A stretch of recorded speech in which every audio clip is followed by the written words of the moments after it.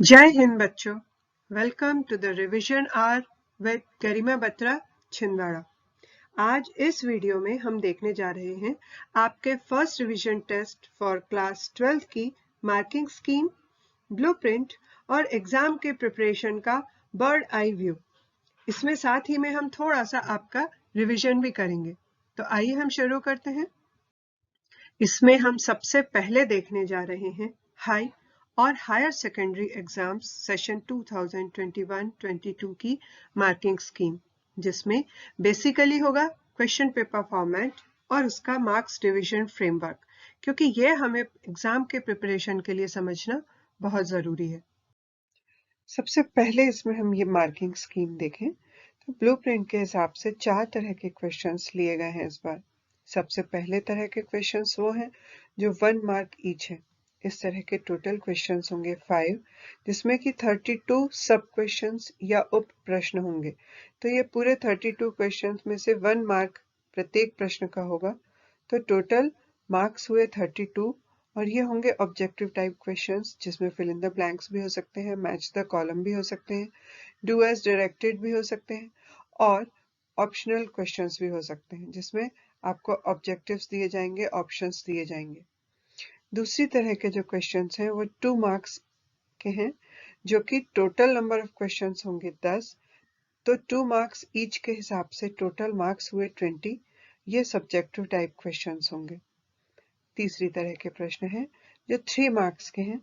ऐसे प्रश्नों की संख्या होगी 4, तो 4 क्वेश्चंस और 3 मार्क्स ईच के हिसाब से टोटल मार्क्स हुए इसमें 12। ये भी सब्जेक्टिव टाइप क्वेश्चंस होंगे। चौथी तरह के जो क्वेश्चंस हैं वो 4 मार्क्स ईच है और ऐसे क्वेश्चंस की संख्या है 4, तो 4 क्वेश्चंस इंटू 4 मार्क्स ईच के हिसाब से इसमें मार्क्स अलॉटेड है 16 मार्क्स।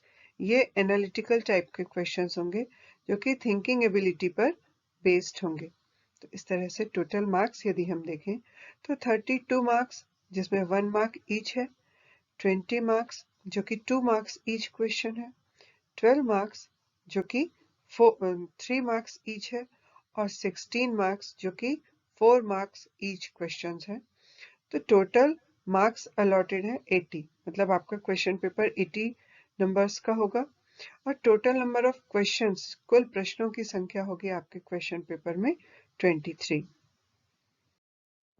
अब हम डिस्कस करते हैं सिलेबस, जो कि क्लास 12 सब्जेक्ट इंग्लिश के लिए इस बार डिसाइड किया गया है। तो इसमें आपकी टेक्स्ट बुक है फ्लेमिंगो।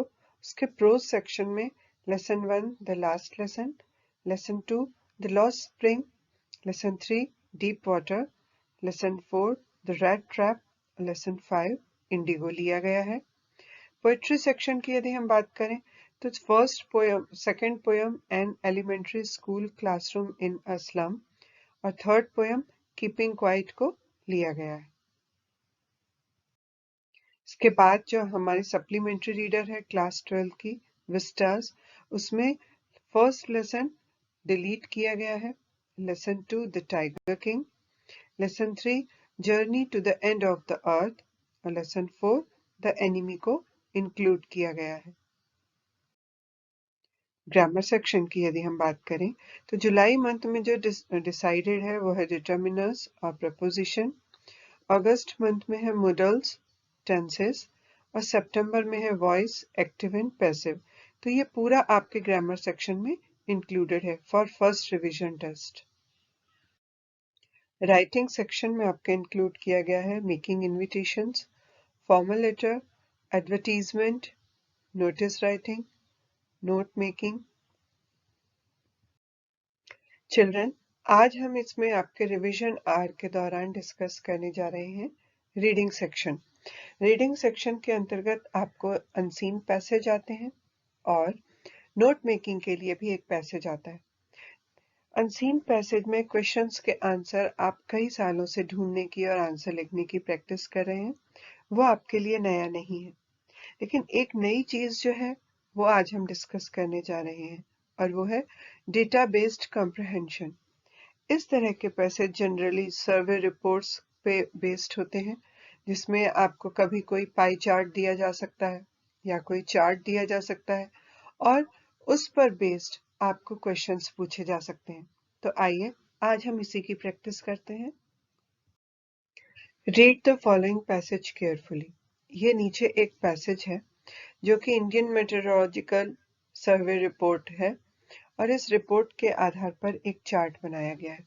आइए हम इसे देखते हैं। More than 1950 active satellites are currently orbiting Earth and plenty more could soon be joining them. ये जो इसमें डेटा दिया हुआ है उस पर हमें थोड़ा सा ध्यान देना है। Reduced cost and growing competition has seen an increasing number of commercial satellites reaching Earth's orbit, which, unlike national space programs, don't recognize national boundaries. While some countries continue to view space through a military lens, collaborations such as the International Space Station have brought nations together to push the boundaries of knowledge about the universe. This spirit of cooperation is also giving rise to a new breed of entrepreneur keen to exploit the untapped potential of the burgeoning space sector. Those satellites which do not work or are not operational are called garbage. ये वो terms हैं जो कि आपके questions में use होने वाली हैं, इसलिए इन्हें हमें ध्यान रखना है। तो ये इसमें हम एक चार्ट देख सकते हैं जो कि इस सर्वे रिपोर्ट में सब कुछ कवर कर रहा है। इसमें पूरी की पूरी इंफॉर्मेशन हमें मिल रही है। इसमें एक फर्स्ट कॉलम जो है वो है नेम ऑफ कंट्रीज, जिसमें हमें 4 कंट्रीज के नेम है। सेकंड कॉलम है नंबर ऑफ सैटेलाइट्स लॉन्च्ड और थर्ड है एक्टिव सैटेलाइट्स। तो सबसे पहला इसमें यूनाइटेड स्टेट्स के बारे में दिया है। इसमें नंबर ऑफ सैटेलाइट्स लॉन्च्ड है 1446 और इसमें से एक्टिव सैटेलाइट्स हैं 833। इसी तरीके से चाइना में नंबर ऑफ सैटेलाइट्स लॉन्च्ड की गई थी 356, लेकिन उसमें से एक्टिव सैटेलाइट्स जो है वो 280 है। थर्ड नंबर पे है रशिया, जिसमें लॉन्च सैटेलाइट्स है 234, लेकिन उसमें से एक्टिव है 145। लास्ट इज जापान, जिसमें लॉन्च सैटेलाइट्स का नंबर है 120, लेकिन एक्टिव सैटेलाइट्स है 75। तो इसमें बच्चों हम नंबर ऑफ सैटेलाइट्स लॉन्च्ड भी देख सकते हैं, एक्टिव भी देख सकते हैं, लेकिन इसमें गार्बेज सैटेलाइट्स की कोई इंफॉर्मेशन नहीं है। तो गार्बेज सैटेलाइट्स यानी जो एक्टिव सैटेलाइट्स नहीं है, जो वर्किंग कंडीशन में नहीं है, तो उसको हम कैसे निकालेंगे? उसके लिए हम नंबर ऑफ लॉन्च सैटेलाइट्स में से एक्टिव सैटेलाइट्स को यदि हम माइनस करते हैं तो नंबर ऑफ गार्बेज सैटेलाइट्स हमें मिल जाएंगी जो कि अभी भी स्पेस में है, और इसी आधार पर हम क्वेश्चंस के आंसर्स देखेंगे। फर्स्ट क्वेश्चन है how many satellites were launched by Japan. तो इसमें हमने चार्ट में देखा था और इसका आंसर है 120 सैटेलाइट्स। नेक्स्ट क्वेश्चन है how many active satellites does China have. तो इसका आंसर भी हम चार्ट में से ढूंढ सकते हैं और वो है 280। नेक्स्ट क्वेश्चन है how many satellites have been launched by United States so फार।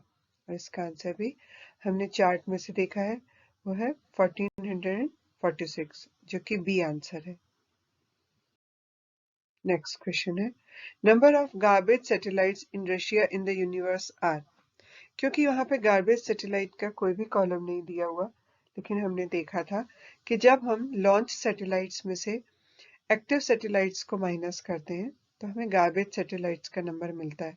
तो जब हम रशिया के लॉन्च सैटेलाइट्स में से एक्टिव सैटेलाइट्स को माइनस करते हैं तो हमें ये आंसर मिलता है डी, जो कि 89 गार्बेज सैटेलाइट्स हैं। इसके बाद हम ये क्वेश्चन देखते हैं जिसमें total number of launch satellites in the universe पूछा गया है। इसका भी आंसर हमें डायरेक्टली नहीं मिलेगा, तो हम लॉन्च की गई सैटेलाइट्स में से टोटल नंबर उनका करते हैं। नेक्स्ट क्वेश्चन है number of garbage satellites of China in the universe are. तो ये हमें चार्ट में से सीधे इसका आंसर मिलेगा जो कि है डी 76। लास्ट क्वेश्चन है what is the total number of operational satellites in the universe. तो ऑपरेशनल सैटेलाइट्स में हमें जो लास्ट वाला कॉलम था एक्टिव सैटेलाइट्स का, उन सभी का नंबर टोटल करना पड़ेगा, तो हमें आंसर मिलेगा बी 1330। आई होप कि आपको ये डेटा बेस्ड पैसेज समझ में आया होगा और आप उनके क्वेश्चंस के आंसर्स भी ढूंढ सकेंगे। अब हम कुछ पोम एक्सट्रैक्ट देखने जा रहे हैं। आप सभी को पता है कि आपके पोएट्री सेक्शन में से आपको एक या दो पोम एक्सट्रैक्ट आते हैं जिन पर बेस्ड क्वेश्चंस के आंसर आपको लिखने होते हैं। आइए हम देखते हैं। ये सबसे पहले है read the extract given below and answer the questions that follow. On their slag heap these children were skins peeped through by bones and spectacles of steel, with mended glass like bottle bits on stones. All of their time and space are foggy slum. So blot their maps with slums as big as doom.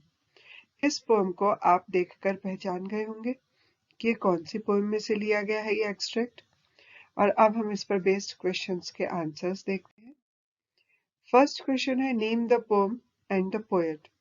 Poem आप बहुत अच्छे से पहचान गए होंगे, ये आपकी second poem है पोएट्री सेक्शन की, जिसका नाम है an elementary school classroom in a slum, जिसके पोएट हैं स्टीफन स्पेंडर। नेक्स्ट क्वेश्चन है which two images are used to describe these slums? कौन सी दो इमेजेस यूज की गई हैं स्लम्स को डिस्क्राइब करने के लिए?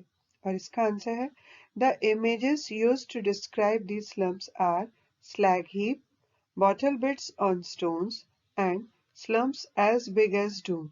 इन मलिन बस्तियों का वर्णन करने के लिए उपयोग की जाने वाली छवियां हैं स्लैग ढेर, पत्थरों पर बोतल के टुकड़े और कयामत जितनी बड़ी झुग्गियां या झोपड़ियां।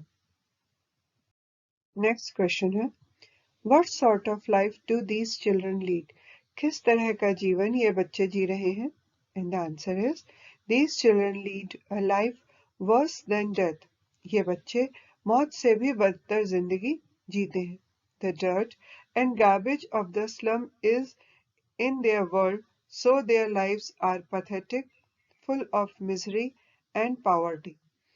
क्योंकि झुग्गी झोपड़ियों की गंदगी और कूड़ा करकट उनकी दुनिया है, इसलिए उनका जीवन दयनीय है, दुख और गरीबी से भरा हुआ है। नेक्स्ट क्वेश्चन है which figure of speech is used in the last line? Last line as big as a doom है, तो हमें पता है जब भी कोई कंपैरिजन किया जाता है जहां as या like का प्रयोग किया जाता है तो वहां पर सिमिली होती है। तो a simile has been used in the last line where slums are compared to a living hell. यहाँ पर लास्ट लाइन में सिमिली यूज की गई है जिसमें स्लम को जीते जागते नर्क से कंपेयर किया गया है और उस कंपैरिजन के लिए as का यूज किया गया है। इसके बाद आपके कोर्स में है प्रोज एक्सट्रैक्ट, जो कि आपकी फ्लेमिंगो या फिर विस्टास बुक में से कोई भी एक चैप्टर का एक एक्सट्रैक्ट लिया जा सकता है। इसे हम सीन पैसेज भी कहते हैं और इस पर आधारित लगभग 2 या 3 प्रश्न होते हैं जिनमें से 1 मार्क ईच होता है, जिनके आंसर आपको लिखने होते हैं। तो ये एक चैप्टर का एक्सर्प्ट है। Read the following passage carefully. तो इसे एक्सप्लेन किया गया है और ये लिया गया है आपकी टेक्स्ट बुक फ्लेमिंगो के लेसन नंबर 5 इंडिगो से। अब हम इस पर बेस्ड क्वेश्चंस के आंसर देखते हैं। क्योंकि इस पैसेज का एक्सप्लेनेशन आप देख चुके हैं इंडिगो लेसन के एक्सप्लेनेशन के समय। सबसे पहला क्वेश्चन है why did Gandhi scold the lawyers? Gandhi ji ने वकीलों को क्यों डांट लगाई? And the answer is Gandhi ji scolded the lawyers for collecting big fee from the sharecroppers. Gandhi ji ने वकीलों को इसलिए डांट लगाई क्योंकि वो शेयर क्रॉपर्स से या गरीब जो किसान थे, बटाईदार थे, उनसे बहुत भारी भरकम फीस लिया करते थे। नेक्स्ट क्वेश्चन है Why was there a huge multitude of people? वहां पे लोगों की इतनी भारी भीड़ क्यों जमा थी? इसका आंसर है The news of Gandhiji's mission spread quickly, so people came there to see their champion.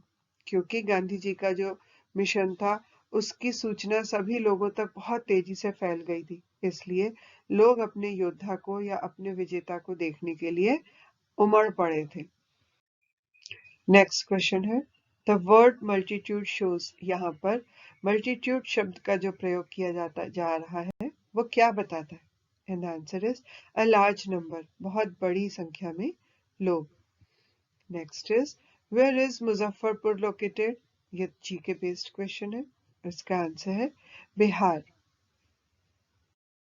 इन सभी प्रश्नों के उत्तर आपको पैसेज में ही मिल जाएंगे, लेकिन कुछ क्वेश्चंस ऐसे भी हो सकते हैं जिनको जानने के लिए आपका ग्रामर का नॉलेज भी आवश्यक है, तो ग्रामर की भी प्रैक्टिस करते रहिए। और अब हम देख रहे हैं नोट मेकिंग। नोट मेकिंग के भी कुछ सीक्रेट्स होते हैं जो नोट मेकिंग के वीडियोस में आपने सीखे होंगे। आइए उसी आधार पर हम देखते हैं। और थर्ड एंड फोर्थ, तो इस तरह से हम देखते हैं आपको जो पैसेज दिया गया है नोट मेकिंग के लिए, उसमें 4 पैराग्राफ्स हैं, तो उसी के अकॉर्डिंग हम नोट मेकिंग करेंगे। कुछ टेक्निक्स और टिप्स होती हैं नोट मेकिंग की जिन्हें हम एक बार शॉर्ट में रिवाइज कर लेते हैं। पहली चीज है right phrases not full sentences. यहाँ पर नोट मेकिंग करते समय आपको फ्रेजेस लिखनी है, पूरे पूरे सेंटेंस नहीं लिखने। सेकेंड थिंग है take notes in your own words. आपको की वर्ड्स लिखने हैं उसके, और अपने खुद के वर्ड्स में लिखना है। Then structure your notes with headings, sub headings and number list. उसको प्रॉपर आपको नंबरिंग करनी है, उसे हेडिंग देनी है और उसे सब हेडिंग्स में बांटना है। Next is use colour to highlight major sections, main points and diagrams. Next चीज है कि आपको नोट मेकिंग करते समय जो बहुत बड़े वर्ड्स होते हैं उनके आपको एब्रीविएशन लेने, क्योंकि एब्रीविएशन के ऊपर अलग से मार्क्स दिए जाते हैं। तो आइए इन टिप्स पर आधारित हम इस पैसेज की नोट मेकिंग देखते हैं जो कि आपके लिए मॉडल के लिए तैयार की गई है। तो ये एक पूरा का पूरा पैसेज आपको दिया गया है जिसकी आपको नोट मेकिंग करनी है, लेकिन इस पैसेज में हम देख रहे हैं 2 पैराग्राफ यहाँ पर है। अब इस पर बेस्ड क्वेश्चन क्या है? Question number 1, make notes on the contents of the passage above. जो ऊपर पैसेज दिया गया है उस पर आधारित आपको नोट्स बनाने हैं। Use a format you consider suitable. इसके लिए फॉर्मेट आप अपने हिसाब से उपयुक्त चुनाव कर सकते हैं। Use abbreviations where necessary. जहां कहीं भी शॉर्ट फॉर्म्स आप चाहें बड़े वर्ड्स का, उसे आप यूज कर सकते हैं। Also give a suitable title to the passage। और आखिरी में इस पैसेज का आपको टाइटल लिखना है। तो इसमें टोटल मार्क्स अलॉटेड हैं 5, जिसमें से 1 मार्क आपके टाइटल के लिए होगा, लगभग 3 मार्क्स आपके नोट्स के लिए और 1 मार्क आपके एब्रीविएशंस के लिए हो सकता है, या फिर 1 मार्क सुटेबल टाइटल के लिए होगा, 2 मार्क्स नोट्स के लिए और 2 मार्क्स एब्रीविएशन के लिए भी हो सकते हैं। तो हमें इन तीनों का प्रयोग करना है इस नोट मेकिंग में। सेकेंड पार्ट है इस क्वेश्चन का make a summary of the passage, जिसमें कि आपको जस्ट लिखना है इस पैसेज का और इसके लिए आपको 3 मार्क्स अलॉटेड हैं। आप इस पैसेज को जब ध्यान से पढ़ेंगे तो आप इस तरह से नोट्स बना सकते हैं। हमने इस पूरे के पूरे पैसेज के फर्स्ट पैराग्राफ को एक सब हेडिंग दी है जो कि कैरेक्टरिस्टिक्स ऑफ ई इंक करके है, और इसमें हमने ये पॉइंट्स लिए हैं। आप चाहें तो इन्हें 1.1, 1.2, 1.3, 1.4 इस तरीके से भी नंबरिंग कर सकते हैं। और इसमें हमने जो फर्स्ट लाइन है, फर्स्ट पैसेज के फर्स्ट पैराग्राफ की फर्स्ट लाइन, उसके हमने कीवर्ड्स लिए हैं। ये फर्स्ट पैसेज की सेकेंड लाइन के कीवर्ड्स हैं जिसमें ये एब्रीविएशन भी यूज किए हुए हैं। थर्ड नंबर पे 1.3 या सी, जो कि फर्स्ट पैराग्राफ की third line and accordingly first paragraph की फोर्थ लाइन, लेकिन उसमें ये सब टॉपिक्स भी हैं, तो इस तरीके से हम उन्हें भी नंबरिंग करके लिख सकते हैं। सबसे ऊपर हमने इस पूरे के पूरे पैसेज को हेडिंग दी हुई है जो कि मेन हेडिंग है। इसके बाद आइए हम आगे चलते हैं। ये हमने सेकेंड पैराग्राफ लिया है और इसकी जो हमने सब हेडिंग दी है वो है ई पेपर क्वालिटीज।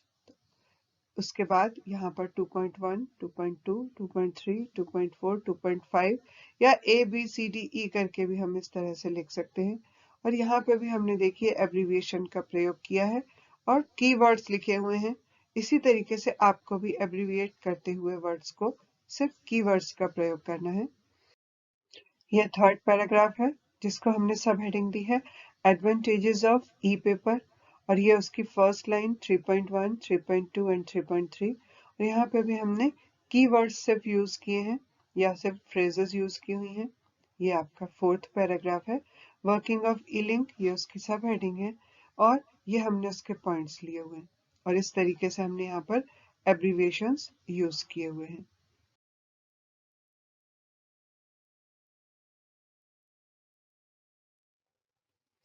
मुझे उम्मीद है कि ये पूरी टिप्स आपके बहुत काम आएंगी।